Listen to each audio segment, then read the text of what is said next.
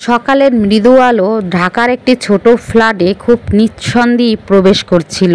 জানালার ফাঁক দিয়ে আসা সোনালি মৃদু হাওয়ায় ঘরটা যেন একটু উষ্ণ করে তুলেছিল। সোফায় বসে রিয়ান তার হাতের কফির মগের দিকে তাকিয়েছিল। রিয়ানের চোখে দুঃখের ছাপ দেখা গিয়েছিল। তার জীবন থেকে যেভাবে সুখ চলে গিয়েছিল সেটাই তার চেহারায় প্রতিলব্ধি করা যাচ্ছিল। আজ তার বিয়ের 3 বছর পূর্ণ হবে। এটা তার কাছে আনন্দের হওয়ার ছিল, কিন্তু তার মনে শুধু আনন্দের ছায়াও ছিল না, শুধু চিন্তার ছায়া ছিল। আর স্ত্রী এখনো ঘুম থেকে ওঠেনি, কিন্তু তার স্ত্রী যখন ঘুম থেকে উঠবে তখন আবার শুরু হবে তাদের সেই তর্ক তার জীবন থেকে শান্তি কেড়ে নিয়েছে। রিয়ান ছিল একজন সাধারণ ছেলে।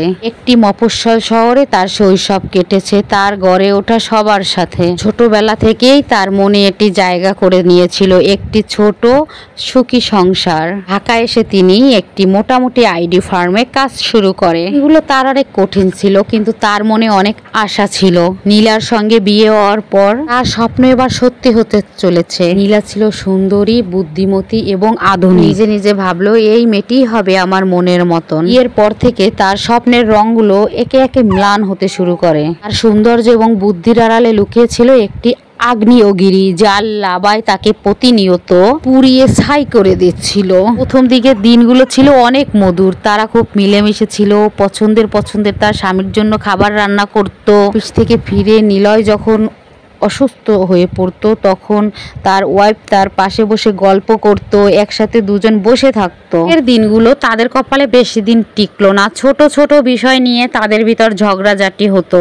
প্রথম ঝগড়াটা একটা সাধারণ একটি বিষয় নিয়ে হয়েছিল তাদের মধ্যে। একদিন রিয়ান বাজার থেকে কিছু তরকারি কিনে আনে। এগুলো অত তাজা নয়, তুমি কি চোখ বুজে সবজি কিনেছো? রিয়ান হেসে বলল, হয়তো বা আমার ভুল হয়ে গেছে, এর পরের বার ভালো করে দেখে কিনবো। কিন্তু নীলা থামলো না। তুমি এত অসাবধান যে কোনো কাজই ঠিকমতো করতে পারো না, আরো নানান রকমের কথা। কিন্তু নিলয় তার ওয়াইফের কথাগুলো চুপচাপ শুনছিল। নিলয় মনে মনে খুব বিরক্ত হচ্ছিল, কারণ এত একটি ছোট বিষয় নিয়ে এতগুলো কথা তাকে শুনতে হচ্ছে। একদিন অফিস থেকে ফিরে নিলয় দেখলো ঘর অগুছালো। তখন সে তার ওয়াইফকে বলল, ঘরটা একটু গুছিয়ে রাখলে ভালো হতো না? নীলা চোখ বাঁকিয়ে বলল, তুমি অফিসে বসে আরাম করো, আর আমার বাসায় বসে দাসীর মতো খাটতে হয়। নীলা খুব রেগে গেল। তখন নিলয় বলল, আমি তো শুধু বললাম, তুমি রাগ করছো কেন?